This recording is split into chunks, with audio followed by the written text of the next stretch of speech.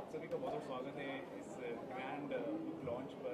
I am Krishna. Krishna एक ऐसे कहा जाएगा हमारे भगवान है जिनसे हर कोई जुड़ा हुआ है। तो हम आपसे जानना चाहेंगे ये जो बुक है, बुक से आप सभी क्या उम्मीदें रख रहे हैं और दी जो दिखावट है उनसे आप क्या उम्मीदें कर रहे हैं और समाज में कितना असर पड़ेगा आप सभी? चूँकि बुक लिखी तो इन्होंने है, लेकिन पढ़ने वाले हम आप हैं, तो उम्मीदें हमारी ज़्यादा महत्व रखती हैं। श्री कृष्ण को आप भगवान कहें, अवतार कहें, या कहें कि मैं स्वयं श्री कृष्ण हूँ। उनसे हमने सीखा बहुत कुछ है, लेकिन उनको समझना बहुत मुश्किल है।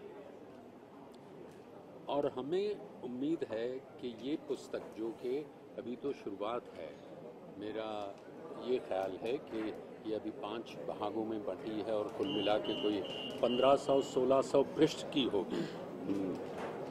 तो इससे हम कृष्ण को और कृष्ण की मनस्थिति को, कृष्ण की साइकोलॉजी को समझने की शुरुआत कर पाएंगे। ये अपेक्षा हम इस पुस्तक से रखते हैं।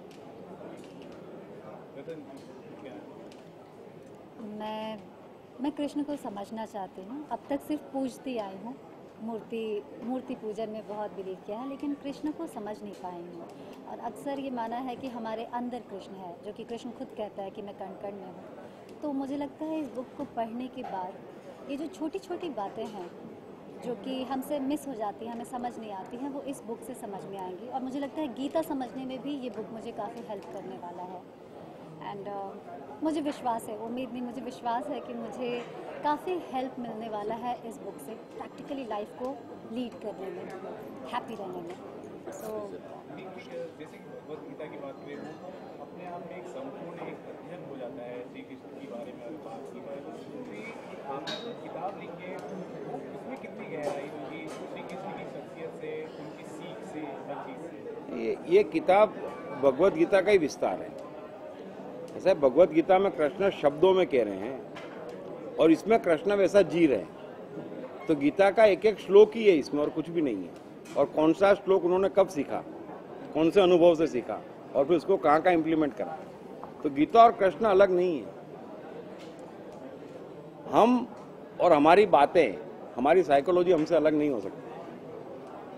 हम गलत जी सकते हैं, झूठा जी सकते हैं, तो बात अलग है, ईमानदारी में अलग नहीं होती। आप कुछ कहना चाहेंगे श्री कृष्ण से? जी, मेरा शायद नज़रिया थोड़ा सा अलग भी हो सकता है, क्योंकि मैंने मेरे लिए जिस तरीके से मैं बड़ा हुआ हूँ, या जहाँ ये जो अंडरस्टैंडिंग या जो एजुकेशन, वो हमेशा से ये रहा है कि चाहे थिएटर हो या सिनेमा हो, कोई भी देश का सिनेमा हो, कृष्ण से बेटर कैरेक्टर कोई नहीं। आज तक का कोई भी प्रोटैगनिस्ट हो, कोई भी कैरेक्टर हो, वो बेस इसी कैरेक्टर में। He is the most interesting and the most complex mythological character ever written, and we should be very proud of our Indian mythology that we have created this character, or rather it's with us. मुझे बहुत फ़ख्र महसूस होता है, and मैंने हमेशा उसको उसी तरीके से अप्रोच किया। एंड आज जब ये किताब मैंने लिखी है दीप जी ने, और जब मिलेगी तो मैं इसको पढ़ूंगा, and I think it will help me more as an actor. It will help me approach life in a different way. I'm really looking forward to it. well put. हमने ये भी देखा कि आज के ज़माने में श्री कृष्ण के ऊपर कई सारे धारावाहिक भी बन चुके हैं। हर तरह से उनको एक तरह से दर्शाने की कोशिश की गई है। आज के जनरेशन में जो दर्शाया जा रहा है श्री कृष्ण की कहानी को लेकर, आजकल देख रहे हैं कार्टून्स में भी दर्शाया जा रहा है, तो उस पर आप कुछ कहना चाहेंगे? मेरा ऐसा ख्याल है कि ये सारे प्रयास कृष्ण को और कृष्ण के दर्शन को जीवित रखने के प्रयास हैं। और जैसे आगे भी बताया गया, that Krishna is probably the most important, most interesting, most intriguing character we have ever had. तो कौन लेखक होगा, कौन डायरेक्टर होगा, कौन प्रोड्यूसर होगा जो इसे छोड़ना चाहेगा। और जैसे कि हमने कुछ अंश पढ़े मैंने, तो उससे भी उजागर हुआ कृष्ण के कई पहलू, और ये तो एक्सर्प्ट्स थे, अंश थे। पूरी पुस्तक में न जाने हम किस गहराई तक जाएंगे। दीप सर की किताब आई है आई एम काइंड, आपका एक जो वाक्य है बहुत ही पॉपुलर है, मैं एक समझ क्या कनेक्शन है आप दोनों का?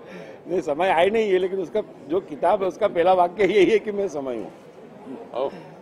टाइम अभी आ रही है नेक्स्ट, उसमें पहला वाक्य यही है।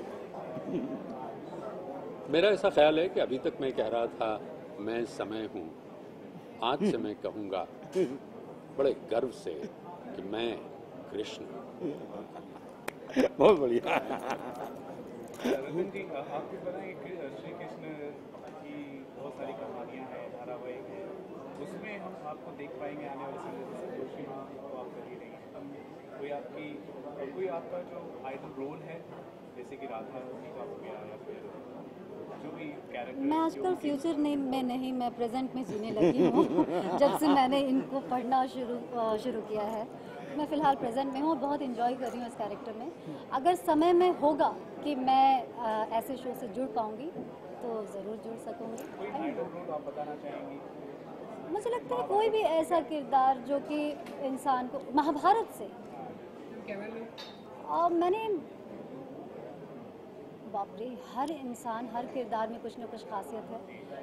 ऑफ कोर्स कृष्ण मेरे फेवरेट है, मुझे बहुत प्रिय हैं, तो मुझे तो कृष्ण ही भाते हैं। अगर आपको विकल्प दिया जाता तो आप महाभारत का कौन सा चरित्र करते?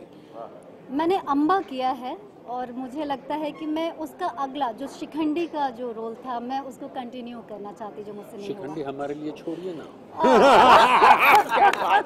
अरे जी, बहुत सही, शिखंडी हमारे लिए मैं वो कैरेक्टर करना चाहती हूँ। जी, कोई एक किरदार आपको निभाना हो महाभारत की, जितनी भी कैरेक्टर उसमें आपका फेवरेट कोई कैरेक्टर? जी देखिए, महाभारत बाय इटसेल्फ बहुत खूबसूरत कहानी, बहुत खूबसूरत स्क्रीन प्ले है, बहुत मज़ेदार स्क्रीन प्ले है उसका।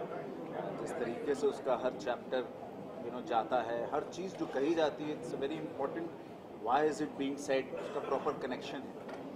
अगर एक्टर के नज़रिए से, मैं सिर्फ और एक्टर के नज़रिए से कह रहा हूँ कि अगर मुझसे पूछा जाए, मैं अश्वत्थामा का कैरेक्टर करना चाहता हूँ। मुझे बहुत बेहतरीन कैरेक्टर लगता है, उसकी सोच, उसकी समझ, उसके इमोशंस, और वो एक लौता कैरेक्टर है जो खड़े होकर शायद अपनी भोलेपन में एक ऐसे ग्रेट व्यक्ति के अगेंस्ट खड़ा हो जाता है जो कृष्ण है, और उनसे बात करता है।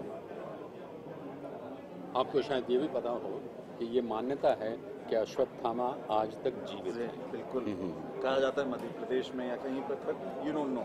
हाँ, एक आखिरी सवाल। दीप जी, आपने जब आप बात कर रहे थे, आपने बोला था कि कोई भी महान हो, आपने जीसस क्राइस्ट की एग्जाम्पल भी खुद की, आपने बोला कि थोड़ा बहुत हज़ारों साल के बाद थोड़ा बहुत एग्जैजरेशन जोड़े जाते हैं, कुछ और थोड़ा नमक मसाला जोड़े जाते हैं। तो मुझे पूछने का है, श्री कृष्ण जी हो या बुद्ध हो या जीसस क्राइस्ट हो, आपको लगता है कि ये जोड़ने से, ये थोड़ा मतलब ये नमक मसाला डालने से actual essence, the actual psychology उधर भी खो गई है? नुकसान हो रहा है ना। फायदा क्या होना चाहिए कि मैंने आज हरीश जी ने एक यात्रा करी है जीवन की, तो प्रकृति पक्षपात नहीं है, उसने मनुष्य बनाया है, मनुष्य ने अपने को महान बनाया है। तो हम मनुष्य का जो अचीवमेंट जो उसने पाया है, वो कैसे पाया, वो सीखने जैसा है। अब उसको हमने हवाई बना दिया कि किसी ने मुर्दे को जिंदा कर दिया, किसी ने ये कर दिया, तो हमको लगता है कि हमारी अप्रोच के तो बाहर हो गए। हमने अप्रोच के जो चीज अंदर है, हम मनुष्य हैं तो और मनुष्य हमारी अप्रोच के अंदर होना चाहिए, हम बाहर कर देते हैं, नुकसान हो जाता है। इसलिए आपने आलोचना की कुछ सीरियल्स की? नहीं, कुछ भी गलत है, हमारी अप्रोच के अंदर होना चाहिए। ऐसा नहीं है अभी किसी ने बॉम्बे में स्ट्रगल करी, आज महान एक्टर बन गए, किसी ने क्या करा, तो उनकी क्रेडिट है। फिर हम भाग्य में लिख दें, ऐसा कर लें, गलत बात, हम सीख नहीं पाते उनसे। वही इंग्लिश में एक शब्द है डेइफिकेशन। जी, ठीक है। You take a person, but you forget really the essence and you deify the thing. What is your opinion on anyone across religions, across? मेरा ऐसा ख्याल है कि समय आ गया है कि डिफाई किया जाए और ये हर एक धर्म के गुरु कहो या देवता कहो, महापुरुष कहो, उनके साथ जुड़ गया है। मेरा ये विश्वास है कि आज से 1 या 2 सदी के बाद आप पुस्तकों में पाएंगे कि एक कोई गांधी थे और वो बड़े चमत्कार करते थे। उनकी रूप करने से पूरे के पूरे ब्रिटिश चले गए। जो हाँ, तो अगर हम और इसकी वजह से कुछ धर्मों में, कुछ महान धर्मों के प्रति हम हिकारत की नज़र से देखते हैं। कैसे कभी हो सकता है कि भाई कृष्ण ने इतने बड़े कालिया नाग का हनन कैसे किया? हम जानते हैं नहीं हो सकता। तो इसका सिंबलिज्म हमें इससे अलग करना है। द्रौपदी के 5 पति नहीं थे, लेकिन जब उससे पूछा गया था कि तुम्हें who will be your ideal husband, तुम्हें उसमें क्या चाहिए, तो उसने इतने सारे गुण गिना दिए कि उससे कहा गया कि तब तो तुम्हें 5 के साथ शादी करनी पड़ेगी। और अगर कहानी न गढ़ें तो आप मैसेज तक पहुंच नहीं सकते। दूसरी तरफ मुश्किल ये भी है, और हम आप चाहे जितना रैशनली देखने की कोशिश करें, against 2 of us, there might be 2 million who will shut us up. So, My rational mind asked you the question. so de-deification is necessary, but I don't know when that will happen. मैं एक चीज़ हरीश जी की बात में कहना चाहूँगा। इन्होंने इतनी बढ़िया बात कही। देखिए 200 साल बाद क्या जो उन्होंने होने वाला है वो कहा कि गांधी जी के पास छड़ी थी, मतलब ये हो गया कि हमारे पास छड़ी नहीं है तो हम गुलामी से हैं। तो हम क्रेडिट जब छीन लेते हैं तो हम सीखना बंद हो जाते हैं। यही मेरा कहना है कि हम क्रेडिट छीन, आज हरीश जी की आवाज़ हम समझो इतने सालों से सुन रहे हैं और आज वैसी की वैसी है, तो क्रेडिट देंगे कि अभी उनके भाग्य में था, भगवान ने बोल दिया तेरी आवाज़ को कुछ नहीं होगा और मेरी आवाज़ को हो गया। अरे मैंने भी कुछ ना कुछ गड़बड़ करी होगी। दैट्स व्हाट पूरी बात है, जो ये कह रहे हैं वो बिल्कुल वही बात है। Thank you very much. नमस्कार।